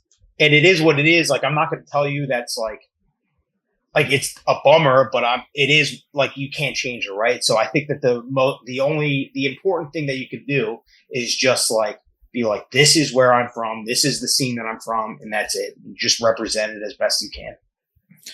Honestly, to this day, when I hear a new band, the first question is, where are they from? Because when I got into hardcore, I only knew, my local scene, like, because I grew up in the Palm Springs area, so like we had a very small local scene. But then I started branching out to the Inland Empire, to Orange County, to LA, and once I started getting a grasp of Southern California being basically like one big melting pot, even though there's like so many different scenes, I started to wonder like, okay, like what else is out there? And I would want to know, okay, like this band sounds awesome, where are they from, and like why do they sound like that? So like to this day, like that's what is still important to me, is like where a band is from.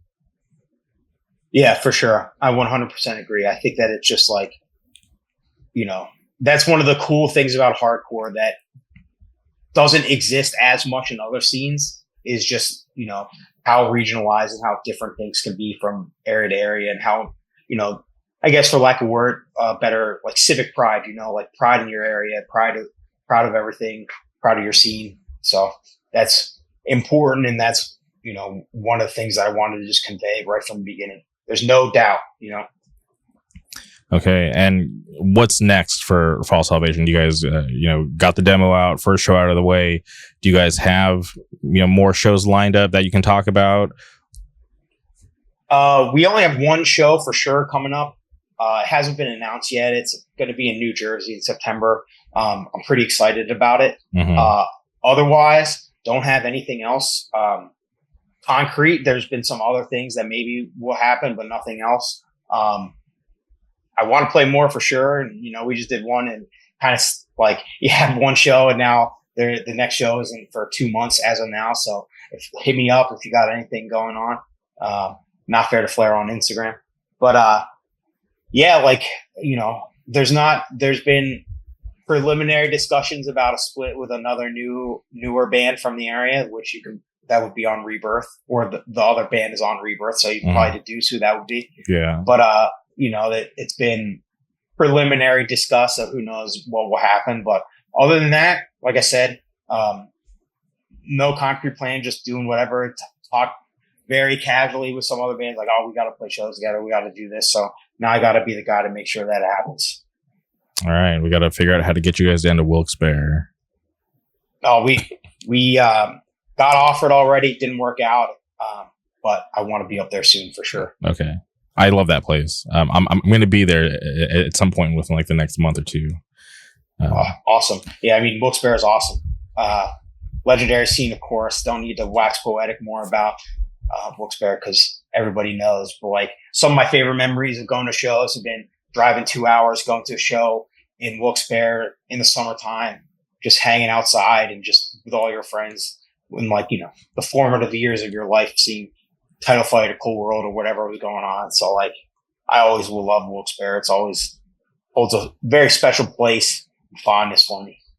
Yeah, the first time I went to Pennsylvania, I landed in Philly at like midnight, and shout out to Nate Prosciutti. He picked me up. He drove from Wilkes-Barre to Philly to pick me up, and then we went back to Wilkes-Barre, and then I was there for the weekend. Fun Quite time. a drive. Yeah. And it was crazy for me because it was so dark out. We're driving through the mountains. I didn't really see shit. I was like, I don't know where we are, where we're going, but all I know is that we're gonna end up in Wilkes-Barre, and I was just so pumped to go there for the first time. Love that place. It's great. Millions of memories from going to shows there.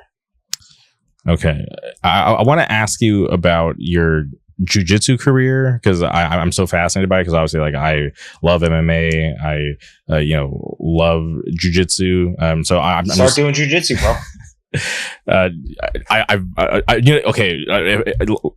Let me tell you the breaking news. The King's MMA, so shout out King's MMA, Rafael Cordero. He has a location in Huntington Beach, which is like 20 minutes from me, but they just opened up King's MMA Anaheim, and I'm going to have to step foot in that gym. It's going to be fun. Do it. So I'm looking forward to getting back into MMA training, because I used to do MMA back in the day. Shout out to Cub Swanson. I went to his gym when I lived out in Palm Springs before I moved to Orange County. Sick. Yeah, but I'm just curious about how you got into it and how you landed. You trained at Century, is that correct?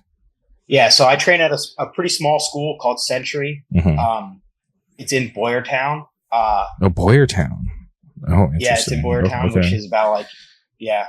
I've been there. I've been there before. You have been there. We've been in Boyertown together. Yeah. Yeah, Boyertown, of course. But that's about 20 minutes from where I live. So it's not too far. Mm-hmm. But when I was in my 20s, when I was younger, like I kind of wanted to start doing something like jujitsu, but I didn't really have the drive to start. Like I always just looked, I'm like, it's too expensive. I never like had somebody kind of pushing me for it. I don't even think I really told anybody that I wanted to do it. I just kind of wanted some sort of structure, but I couldn't find it. And I just kind of kept making roadblocks to prevent it from happening. And then like, I tried different things over the years, like going to the gym and random other stuff, but like it never really felt fulfilling. And then a few years ago, like Joe Hardcore started doing a lot. And when he gets into something, he really gets into it. Like gets kind of obsessive about it, and he shows it to everybody. He makes a point to like, no, he'll show you moves. Like when he's into the SEA, which is like the armor stuff, he was trying to get me to do that for years and years. And I never really did, but he was trying to get me to do that before. And then jiu-jitsu, he was trying to get me to do it too. He's like, you'll like it. You'll be good at it. You'll like it.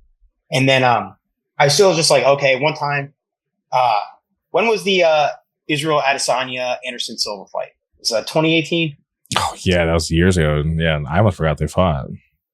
So we watched that at somebody's house, and then somebody texted Joe and was like, come over, we'll roll right now. And he's like, I'm going to come fuck you guys up. And so he came over with gis at like midnight, and he just threw gis and he just started teaching us jiu-jitsu. And I was just like, that's kind of cool. I think he showed me Ezekiel choke and stuff. I'm like, I didn't know what I was doing. I'm sure I got smoked, but I was like, oh, that was pretty cool, And then right after that, a bunch of my friends started to go to Century, because they all live in Boyertown or they're close to it. And so they started to go, and they started before me. And, I kind of watched them from afar, and they got like a stripe or maybe two stripes before. And I was just like, that's kind of cool. But I didn't really, I never heard of their gym. It was a smaller gym. Then one day at work, my last job, I kind of struggled to fit in for a little while. And like the first beginning of it was pretty hard. And like one guy there kind of like gave me a lot of problems. And like, it was just not fun for a little while. Like it all smoothed out. But like in the beginning, I was kind of, I wasn't feeling great. And one day I had a bad day at work, and I'm just like, I'm going to jiu-jitsu tonight. And so I got the guy's email address, and I emailed him, and he didn't respond to me that day, so I didn't go. But I think he got back to me sometime that week. So then I went in with my friends like the next week, and I made I realized very quickly that one, I needed to make a schedule. So I just kind of like in the beginning of the week, I'd be like, yo, these are the days that I'm going. I tell myself that. I'm like, going every day maybe is too much in the beginning, but like I'll go like 2 nights a week. I'll go these days. And I also made a point to myself to never text anybody to ask if they were going. Because if they say no, then I'm probably not going to go. So I just was like, these are the days that I'm going, and I have to, like, I'm not asking anybody. I'm not letting anybody else dictate if I'm going or not. So then pretty soon, I just got into a bit of a routine. I think I started 2 nights a week, and then it got up to 3 nights a week. And then it got into like every class that they would offer at nighttime. And like I said, it's a pretty small gym, so they just do night classes. And so I was just like going every time. And then it just connected. And it was just one of those things where like everybody needs something, I think, especially once you get a little older. You kind of need something in your schedule. I need some sort of structure and a little bit of regimen. And I just built it into my structure. Sometimes my last job was like almost an hour away from where jiu-jitsu was. So I was going to work. I was driving to jiu-jitsu. I was sleeping in my car between work, and then I was just going to work, and I wasn't getting home till like 9:30. And I was just like, this is helping me mentally. Jiu-jitsu is difficult, but it's mostly a mental thing. Like it's just kind of problem solving and just overcoming and kind of adapting and that type of stuff. And it's just something that in my brain, it kind of helps untwirl everything, and just kind of you can't focus on life when somebody's trying to break your arm. So like it's kind of singular focus. And I don't think jiu-jitsu is for everybody, but I think it's for anybody. So it's like it's one of those things for me. And pretty soon I was hooked, and I got my blue belt about a year and a half in, and then I got purple belt after that. And then I'll get black belt they'll give me the participation trophy black belt when I'm 65.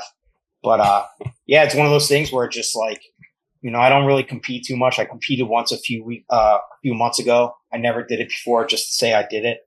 And I went up against blue belt Pan's champ, which is one of the big like worldwide tournaments. He won it at blue belt. So he smoked me, but that's fine.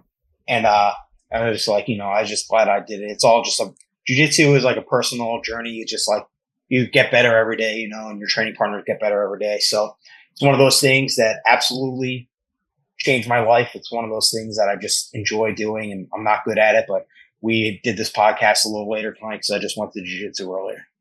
Yeah. No, I think it's sick. Yeah. Because when I saw that you were purple belt, I'm like, okay, that's awesome. Because I'm like, he's purple belt, maybe brown belt pretty soon, and then black belt. That's like that. That's a great achievement. Yeah, black belt will happen someday. I don't know when. But I'm not good at jiu-jitsu, but I'm good enough. So yeah, nobody thinks I'm good at jiu-jitsu. So yeah, the one thing that I was very surprised at, like when I used to train MMA, because I went in there as just being like an obsessed MMA fan, so I was just so open-minded to everything. Obviously, like I walked in there knowing that I'm not the fucking ultimate fighter, but I was just so surprised at how these trained, professional because like the gym had like legit pro fighters, and how just like there was just like no ego. They actually cared to want to help me get like, better, to like actually learn some skills. Like they weren't just there to like, I wasn't just a body for them to beat up on. They were just like, yeah, that's cool. Yeah.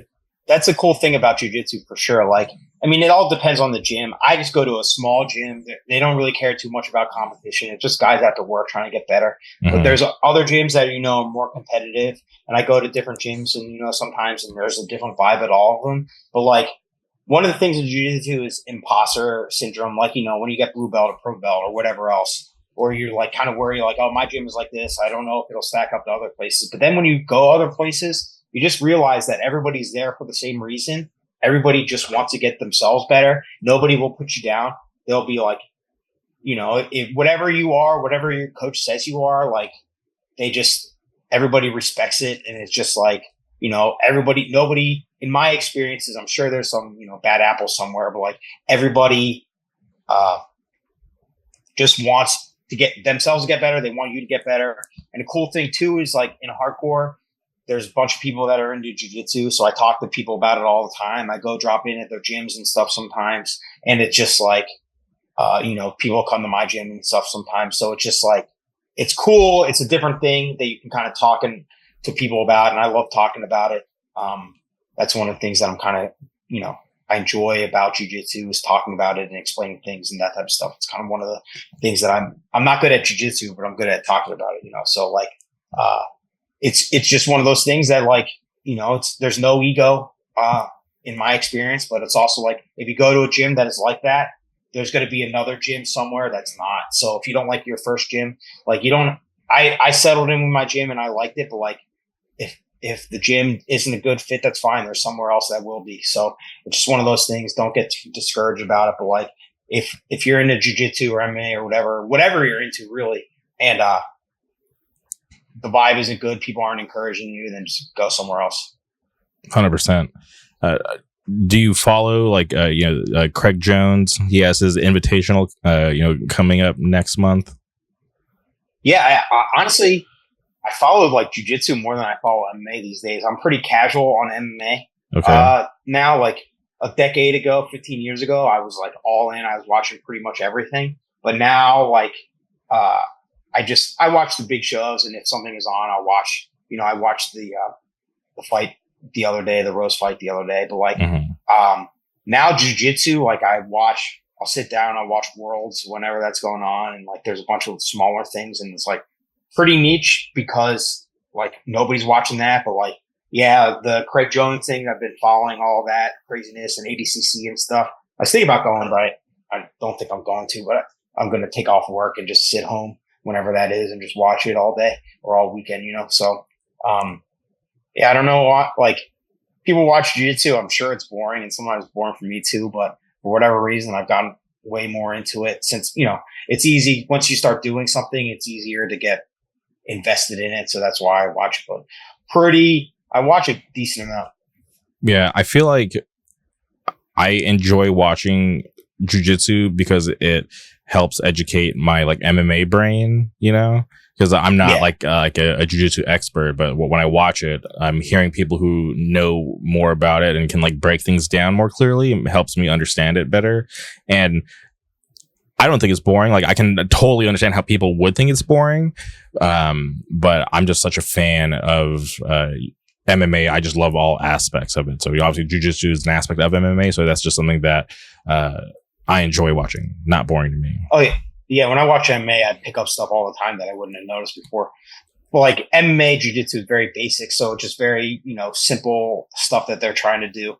But it's all like I'll watch it like, oh, I wouldn't necessarily realize how they're setting up an armbar or a triangle before him, and I'll just see it. I'm like, oh, that's what he's trying to do. And then just kind of see, some of the guys are real technical, so it's interesting. You do watch it with a different perspective than before. And then you watch like jiu-jitsu or whatever, and the stuff that they're doing is like way more technical because the rules are different, So it's just like, it's interesting to see kind of the differences and how things get applied. Did you ever watch, Sakuraba had his own show. It was called Quintet. I watched some of those quintets. I haven't seen him in a while, and I think he still does them. But I haven't. That would have been the first time I would have seen Gordon Ryan. He was on one of them like years ago. But I haven't watched as many of them recently, but I have seen them for sure. I have watched a lot of the Japanese MMA, and then like the shoot style. Like the stuff that was kind of wrestling in between like rings and pancrase and stuff. Like I've watched a lot of that stuff. Yeah. I think I just like Quintet just because it's like just a different format for jiu-jitsu. It's like, all right, like just go find a team and, just don't like exceed this like combined weight limit and, round robin, go figure it out. I just thought like that was fun just to kind of see like, Uriah Faber, Josh Barnett, and you mentioned Gordon Ryan. Out there, just like just a really fun event. Yeah, they had B Team on it. I think it was the last one. I don't remember there being one since then. If there was, I missed. I didn't see it. But yeah, I think that stuff is cool for sure. Yeah, and Japan stuff, it's a little bit more theatrical too. So it's pretty cool. And I think that's why I'm so excited for the Craig Jones Invitational, just because of all like the super fights that are going down. Like he's going up against Gabby Garcia, which is just insane. I think that's why like obviously like I'll watch ADCC, but like I'm way more excited for the Craig Jones Invitational just because like everything that's like like behind it, he's just trying to change the sport, and like there's so much money behind it. The super fights are fun, and I'm just really curious to see who actually comes out on top. Yeah, I'm excited for it too. The -80 looks awesome. The +80 is not as cool, but like you got the Rutolos and oh yeah, they're insane. Nicky Ryan, and I'm drawing a blank on everybody who's in it, but like the -80 looks awesome. ADCC will still be cool too. Like I think at the end of the day, like there's going to be good parts about ADCC and there's going to be good parts about the Craig Jones. And, ADCC is a little watered down, I think, but once you'll get to the high level guys, I think that it's going to be good. And the Craig Jones stuff is going to be cool too. So honestly, I think that in general, it's just good for jiu-jitsu. People are talking about it more than they've talked about it in a while. Like people are Craig Jones was on Ariel Helwani and Rogan and Luke Thomas and everything talking about it way more than the ADCC guys have been on any of those shows, and like way more even than Gordon has been on. And like, I would much rather listen to Craig Jones every day than Gordon for millions of reasons. So I think that is real cool. Hell yeah. Okay. Well, as we wrap up, there's one thing that I want to ask you, and this goes back to music. You post, your playlist and you show what you're listening to, but you actually show the vinyl, which I think is cool. So you actually like listen to your vinyl. Can you talk about, why you do it that way? So records, I think, are the coolest thing in the world. It's what I like to collect. Especially these days, everybody wants shirts and they spend big money on shirts and stuff. And it's the age old discussion that I've had with my friends about like shirts versus records. For me, I think records are the coolest thing. Like it's cool to hold in your hand, the artwork and the thing that like changed. The shirt happens because of the record, So I think it's cool to hold that in your hand and to collect that type of stuff. And that's what I like spend far too much money on it, spend too much time looking for stuff, but like that's what I enjoy and that's what I like to collect. And so I think that like, yeah, it's just cool. And for a long time, I didn't really have a good record player set up, but then earlier this year, I'm just like, I gotta upgrade. So I upgraded. I work from home a few days a week. So I just like, I gotta put a record player in my office. So I put a record player in my office, and then since I have it in there and since I'm home and I have time to do it, it's like, let's actually start listening to these records because they're just sitting around for so long. So now when I'm home, I make a point to just sit and listen to records all day. And then I'm just like, if you got a cool record collection, you got to flex it, right? Like, what's the point of having anything without being like, check out what I got? So I was just like, I'll just start posting what I listen to. And then, people like it and they like interact and, post different things, and people are like, oh, yo, I haven't seen that forever. Like, dude, I love that record. Oh, what about this? And just start talking about it and just kind of a discussion driver, about all sorts of stuff.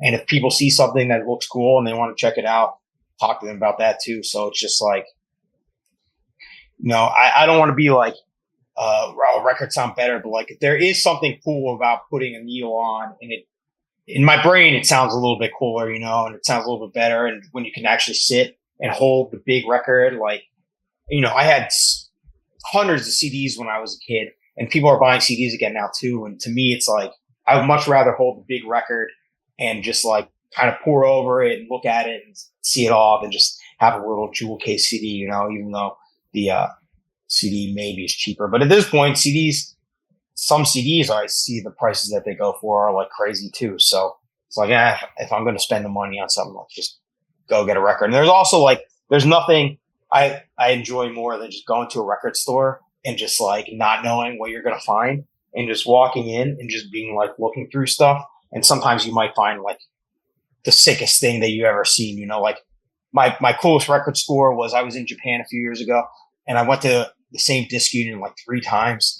And, on my last day there, I was going to see Poison Idea and Anti-Knock. And I'm like, let me go. I have time. I'm by myself because my buddy who I was with left like the day before. So I'm like, I got time. Let me go back over to disc unit. I looked through and I found a Gut Instinct test press for $8. And I'm just like, you never know if you're going to go to a record store and find something like that, So it's just like, I love just hunting for stuff. And like, that's what, I see people too, like record collect and all the stuff they order is like online and stuff. And that's cool, but there's nothing like going to a store and finding stuff. And Philadelphia has my favorite store called Sit and Spin. I don't even, if I want to go record shopping, generally, I don't even think about going anywhere else. I just go down there and I just stop in and I'll just see what they got. And more often than not, I'll buy something sick. So, especially because the greatest record store of all time, Double Decker Records in Allentown, closed down last year. So now, since then, that's my spot.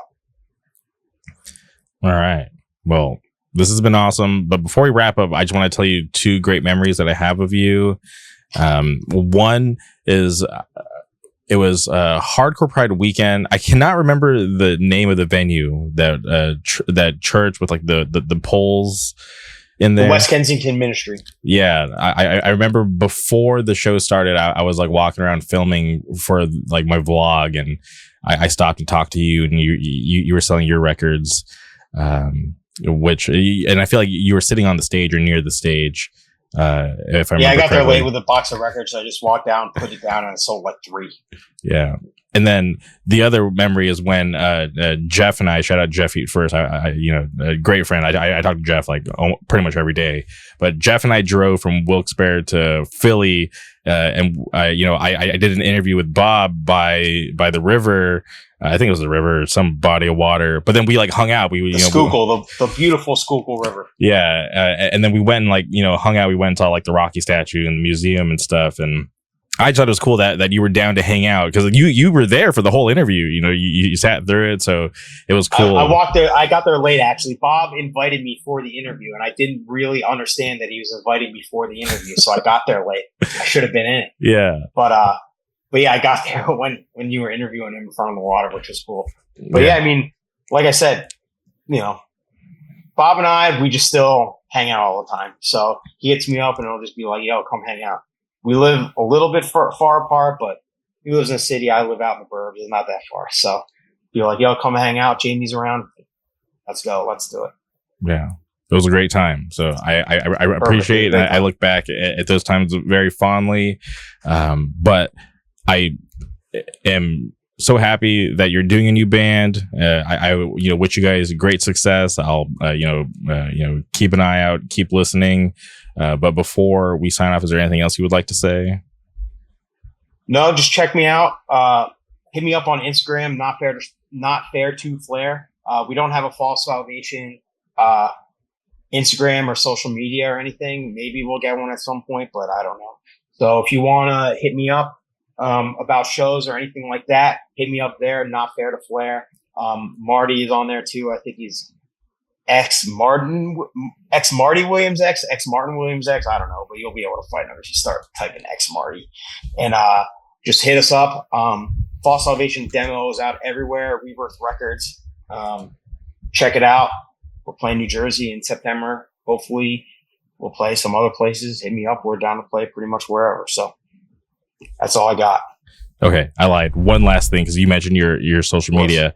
Your profile picture on Instagram, is that Bugs Bunny Michael Jordan reference, or am I crazy? I don't even know. I was watching old NBA games like more than a decade ago, and a guy was in the audience holding that sign, and I said, "That's funny," and I took a picture of it, and it said, "Where's Hare Jordan?" And I don't know why, but obviously the correlation of my last name in the picture, and I was just like, I'm just going to make that my Instagram picture. And now it's been my Instagram picture for like more than a decade, maybe even close to 15 years at this point. So just like, yeah, whatever, we'll keep it there. That's a long time. It's insanely stupid, but it's funny. And I guess now, I don't even think about it, but I guess probably people correlate it with me, right? So I'm just like, whatever. It's silly and stupid. All right. Well, what is it? Well, Kev, this is awesome. You're always welcome. I hope to see you sooner than later. I really appreciate your time. Thank you, everybody, for listening. We'll be back soon. Goodbye.